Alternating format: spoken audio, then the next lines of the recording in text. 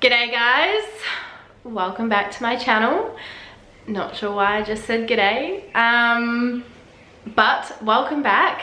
Thank you for joining me again. It is Wednesday, as you guys would know, some of you. Last night, Tuesday night, I put up on my stories to ask me questions for a Q&A that I'm going to film on YouTube. Here I am right now doing it, and I did say to try and branch out from asking Love Island related questions because legally I can't talk too much about Love Island, but apparently some of you don't really care that I asked not to ask Love Island questions because you still asked anyway. But that's fine, I'll answer a few, obviously. I'm not gonna just completely ignore them. But yeah, I sort of got inspired for this video by Michael Finch. He did one like 2 days ago. It was like a Q&A style video and he got ready doing it, which heaps of people have done, but I just watched his the other day and I liked it. So I don't know what's going on with my hair. While that is on, sinking in, I will answer the first question. What boy did you have the biggest feelings for on Love Island? Probably Grant. He was the one that put in the most effort with me and I put in the most effort with him. And like, I just want to put something out there to all the people that are like, you're in love with him and it was like a week, blah, blah, blah. First of all, I wasn't in love with him by any means, but when you're in an environment like that, a day feels like a week feels like a month. So, and on Love Island, it's all about finding love. Every single conversation you have revolves around love. Every single moment revolves around love and finding someone, and it's so passionate, and that's literally what you're there to do. So it's so, what's the word? It's like, it's on fast forward, like, nothing is too crazy in there. Like Grant said to me Grant was asking me in the first week, would I move to Canberra? Like we were talking about a life outside of Love Island, and it sounds crazy in real life, but in there it's normal because that's what we're there to do. So I was certainly by no means in love with Grant, but he was the guy that I had the most feelings for. We connected straight away. I picked him because he was a dag and he seemed like a really laid back country guy, and he was a great guy. And it was intense. Like you're sharing a bed with them, you're spending 24 hours a day with them. You learn so much about them in the first 3 days that then you learn in 3 months of dating someone. So yeah, I just want to try and help you guys understand how amplified that situation is in the villa.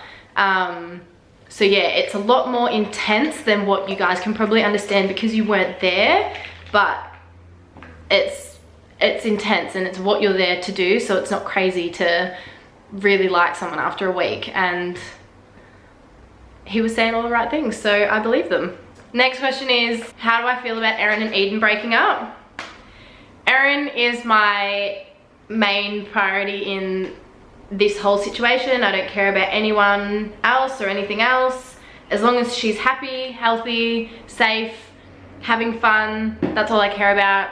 And she's not with Aiden anymore. So if she's happier that way, then good riddance on to bigger and better things, and what's meant to be will be. So as long as my wifey is happy, that's all I care about. Next question is, what is my job? Excellent question. I'll let you know when I know. Next question, best ways to keep fit. I will have a video coming soon. Well, I want to try and do like a fitness video because health and fitness is a big part of my life.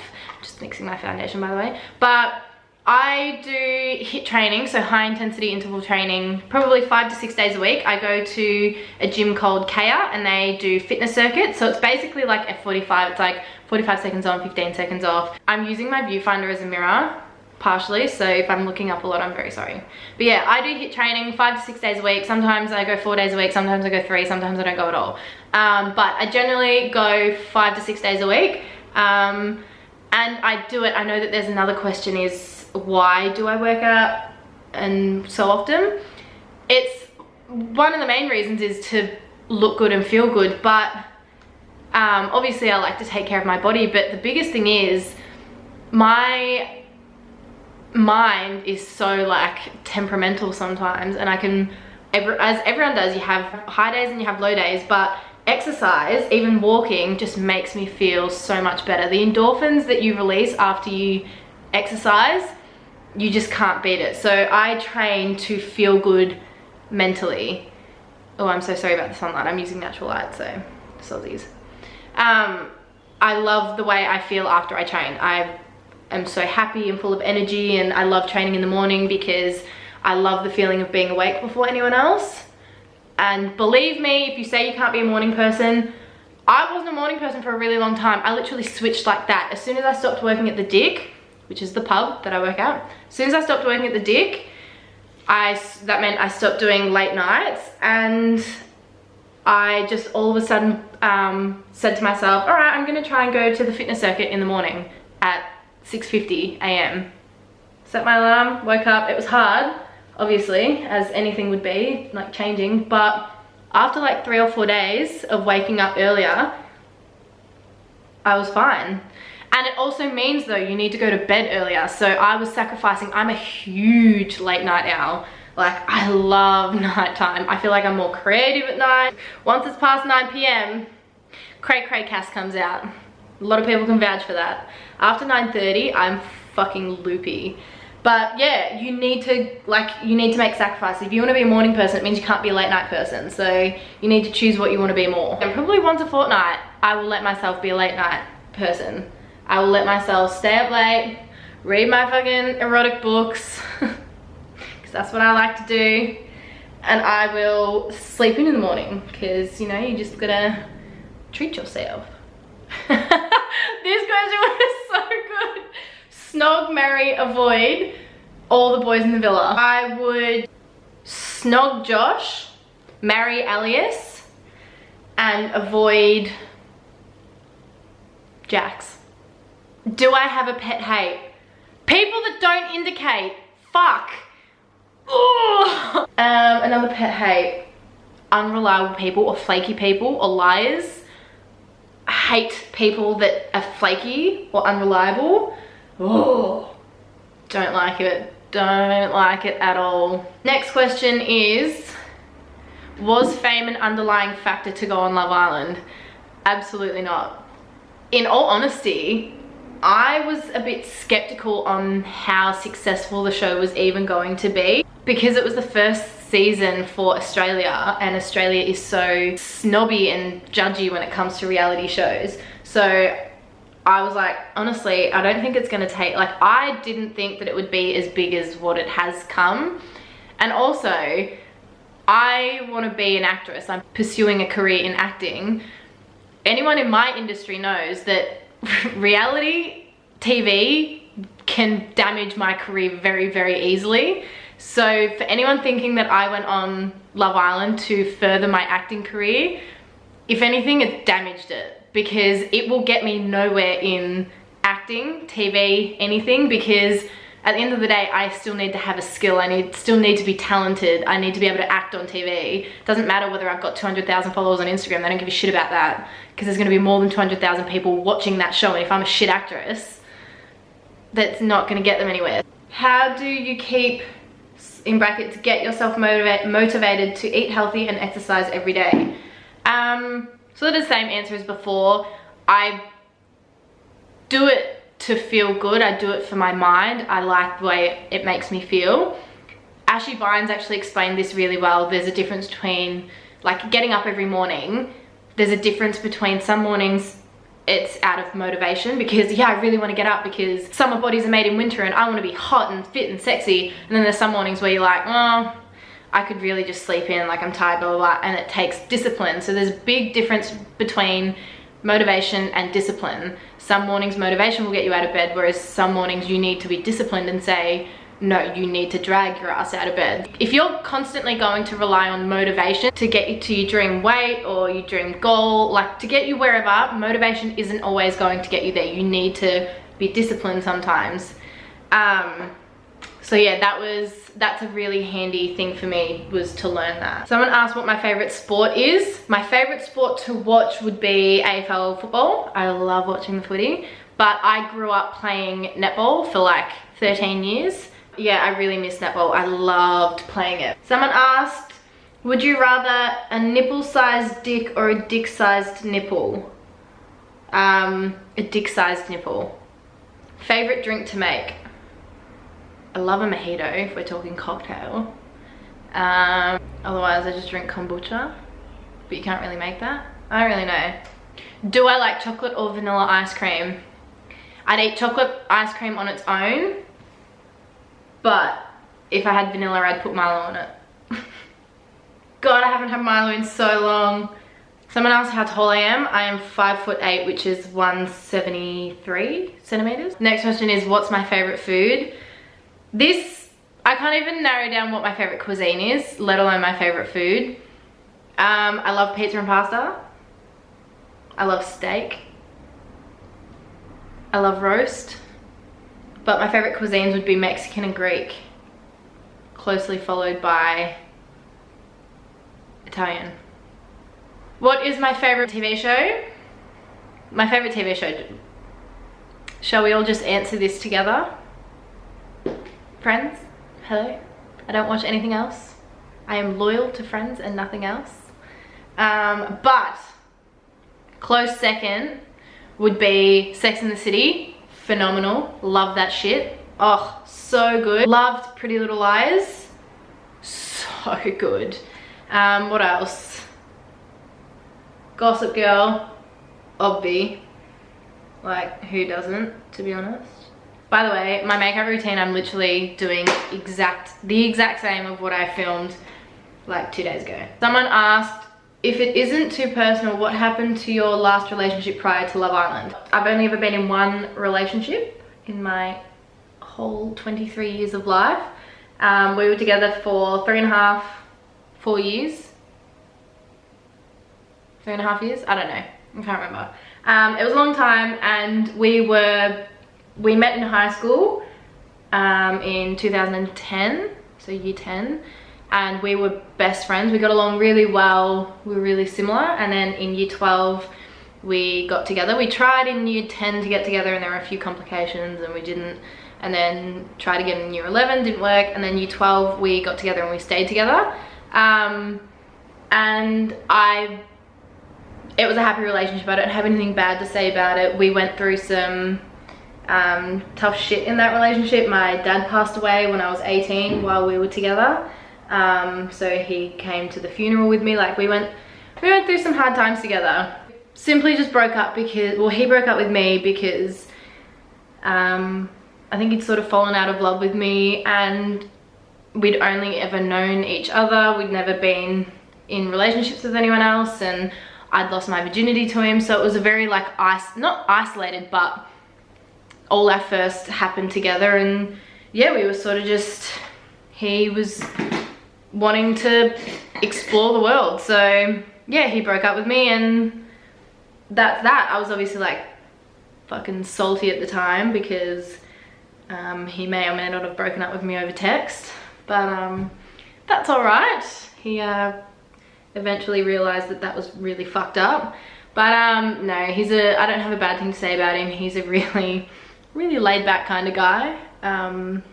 Not much really phases him. It was fucking the worst breakup of my life because I was so in love with him.